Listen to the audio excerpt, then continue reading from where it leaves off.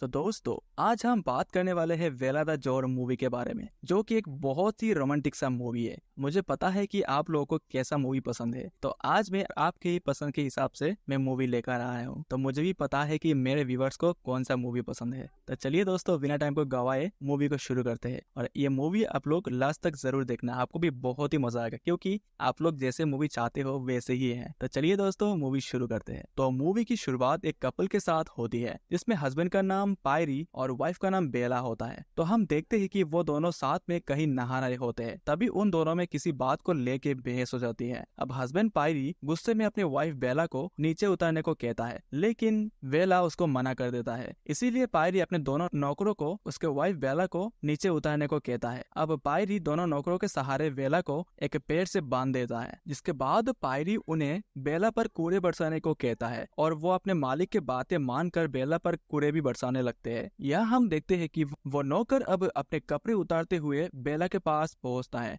और उसके साथ जबरदस्ती करने लगता है। लेकिन यहाँ पर बेला को भी काफी एंजॉयमेंट मिल रही थी। और फिर इसी के साथ हम अगले सीन में आ जाते हैं, जहाँ हमें पता चलता है कि वो बस एक सपना देख रही थी। तभी वहाँ पर उसका हस्बैंड भी आ जाता है और इस सीन में हम देखते हैं कि बेला और पायरी को शादी किए हुए 1 साल से भी ज्यादा हो चुका है, फिर भी उन दोनों के बीच में अभी तक कुछ भी नहीं हुआ था। इसी के साथ वो दोनों अलग अलग बेड पे भी सोया करते थे और वो इस बार भी ऐसा करते हैं। अब काफी समय बाद पायरी और बेला पायरी के फ्रेंड से मिलने पहुंचते हैं और यहाँ उस फ्रेंड का नाम हेनरी था और वो अपने वाइफ के साथ आया हुआ था। अब उनके मुलाकात के दौरान बेला देखती है कि हेनरी उसे बुरी तरह से देख रहा था, यानी गंदी नजरों से बेला को देख रहा था। अब इसी के बाद बेला हेनरी के वाइफ के साथ जा रही होती है, लेकिन यहाँ बातचीत के दौरान बेला को एक औरत के बारे में बताती है। यहाँ वो बताती है कि वो औरत एक अमीर होने के साथ साथ दूसरे अमीर लोगों के साथ संबंध बनाया करती थी। अब इस बातचीत के दौरान बेला को काफी इंटरेस्ट भी आता है और जब वो अपने घर पे होती है तब वो अपने हस्बैंड पायरी से पूछती है कि क्या उसने कभी भी अमीर औरत के साथ संबंध बनाया है, जिसपे पायरी उसकी बातों में कमी बढ़ता है और यहाँ पर वो बताता है कि उसने अपने यौवन के दिनों में काफी अमीर लड़कियों के साथ संबंध बनाया है।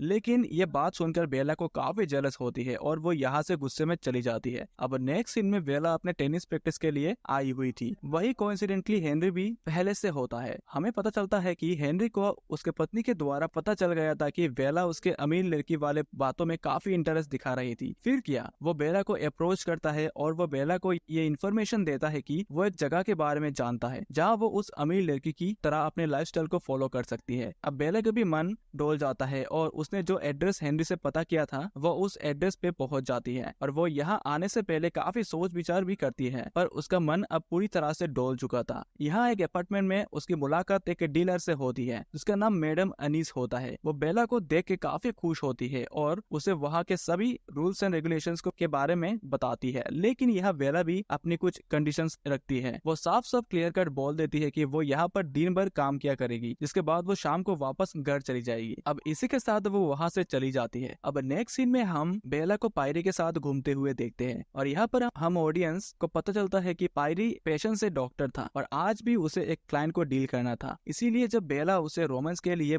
बोलती है तब वो उसे आज नहीं बोल के मना कर देता है। लेकिन इसी दौरान बेला का माइंड शिफ्ट होता है और वो फिर से उस अपार्टमेंट में पहुंच जाती है, जिसके बाद वो अपना फेक नेम भी रखती है और मैडम अनीस उसे उसके पहले क्लाइंट से मिलवाती है, जो कि दिखने में काफी मोटा और अमीर होता है। हम देखते हैं कि वो आदमी पहले से ही इस काम में रेगुलर होता है और वो इस वक्त भी 2 औरतों के साथ था। अब मैडम अनीस वेला को उस आदमी के साथ सोने के लिए कहती है, पर आज वेला का पहला दिन था, इसीलिए वो काफी परेशान होती है। इसीलिए मैडम अनीस उसे अपने बातों में फंसाकर उसे उस अमीर आदमी के साथ सोने के लिए राजी कर लेती है और होता भी कुछ ऐसा ही है, जहाँ वेला को काफी मजा भी आता है। यही से कहानी अगले कदम पर आ जाती है, जहाँ बेला को ये सब करते हुए काफी दिन हो जाता है और अब उसे एक बुढ़ा क्लाइंट भी मिलता है। लेकिन औरों से अलग वो बेला को अपने घर चलने को कहता है और उसके आलीशान महल में पहुंचते ही वो कुछ भी करने से पहले उसे उसकी मरी हुई बेटी की तरह सजने को कहता है और जिसके बाद वो उसे एक कब्र में डाल देता है। और यहाँ पर वो आदमी बेला को अपनी बेटी समझकर उससे माफी मांगने लगता है और तब वो बेला को वहाँ से जाने के लिए भी अलाउड कर देता है। और यहाँ हमें पता चलता है कि वो आदमी बेला के साथ कुछ गलत काम नहीं करना चाहता था, बल्कि वो उसे अपने पर्सनल काम के लिए बुलाया था। अब ये सब होने के बाद उस घर घर का नौकर बेला को धक्का मार के घर से बाहर फेंक देता है। खैर बेला अपने घर भी आ जाती है जहाँ वो पायरी के साथ सोने का डिसाइड करती है और हम ऑडियंस देखते हैं कि अब बेला उसके साथ उसी के बेड पे सो जाती है। वही दूसरी तरफ हम अपार्टमेंट में दो आदमियों को देखते हैं जो लड़कियों के साथ संबंध बनाने आए थे। यहाँ वो दोनों की नजर बेला पे पड़ती है और एक ही पल में उन्हें उससे प्यार हो जाता है। अब वो दोनों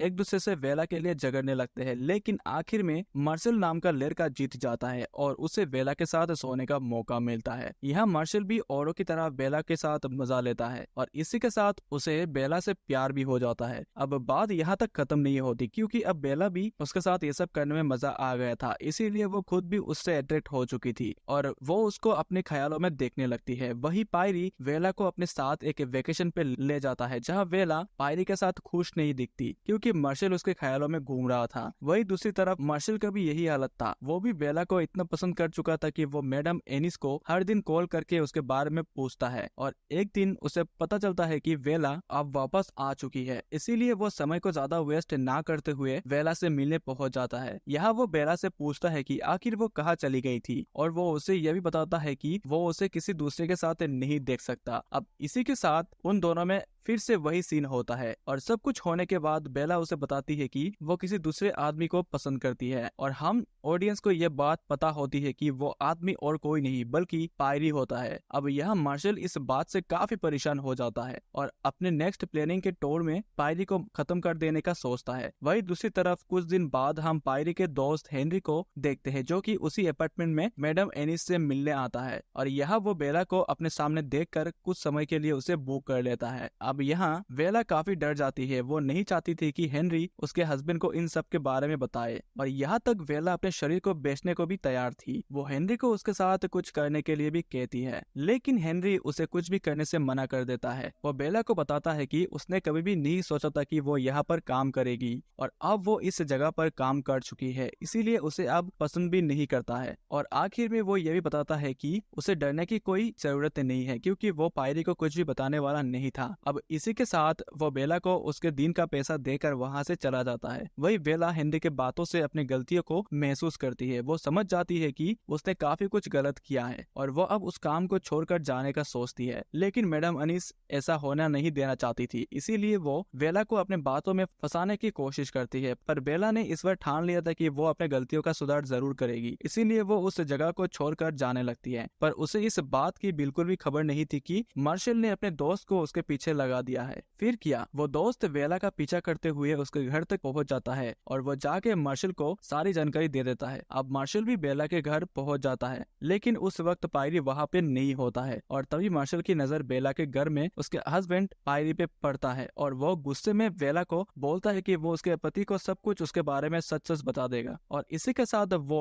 उसे एक मौका भी देता है कि अगर वो उसके साथ हर दिन सोएगी तब वो इस बात को राज रखने में उसकी मदद करेगा। लेकिन यहाँ पर हम बेला को उसके बातों में मना करते हुए दिखाई देता है क्योंकि वो खुद अपने हस्बैंड को वो सब बातें बताने वाली थी ताकि वो अपने गलतियों का पछतावा कर सके। वही मार्शल इस बात से गुस्सा हो जाता है और वो जैसे ही बाहर चला जाता है उसके सामने पायरी भी आ जाता है। अब यहाँ मौके का फायदा उठाकर वो पायरी पे गोली चलाकर वहाँ से भाग निकलता है, लेकिन मार्शल की किस्मत उतनी अच्छी नहीं होती क्योंकि जल्द ही वो पुलिस द्वारा एक एनकाउंटर में मारा जाता है। अब मार्शल के मरने से बेला की परेशानी कम नहीं होने वाली थी क्योंकि हमें पता चलता है कि मार्शल के हमले से पायरी अब पूरी तरह से पैरालाइज्ड हो चुका था। उसका पूरा शरीर अब किसी काम का नहीं था, यहाँ तक वो अपनी पत्नी को भी खुश नहीं कर सकता था। लेकिन यहाँ पर हम बेला को देखते हैं जो अब अपने हस्बैंड को ना ठुकराते हुए उसके साथ रहने लगती है और एक दिन हेनरी भी पायरी से मिलने आता है और यहाँ वो बेला को बताता है कि उसने उसके दोस्त की आंखों में आंसू देखा था जो बताती है कि वो अपने पत्नी को खुश नहीं रख पा रहा है, इसीलिए वो काफी पेन में है। यहाँ हेनरी बेला को बताता है कि वो पायरी को सब कुछ बता देगा और वो ऐसा ही करता है। अब हम अगले सीन में बेला को उसके पास बैठे हुए देखते हैं जहाँ पायरी के आंखों से आंसू गिरने लगते हैं। अब बेला भी इस चीज को देख लेती है और वो समझ जाती है कि हेनरी ने उसे सब कुछ बता दिया है, जिसके बाद बेला फिर से ख्यालों में खो जाती है जिसमें इस बार वो अपने हस्बैंड को बिल्कुल ठीक होता हुआ देखती है और इसी के साथ वो दोनों एक दूसरे के साथ करीब आ जाते हैं और फिर यहाँ पर मूवी एंड हो जाता है। तो दोस्तों ये मूवी बहुत ही मजेदार था, तो आप लोगों को ये मूवी कैसा लगा कमेंट पे जरूर बताना और वीडियो अच्छा लगे तो वीडियो को लाइक एंड चैनल को सब्सक्राइब जरूर कीजिएगा। मिलते हैं एक और नई जबरदस्त कहानी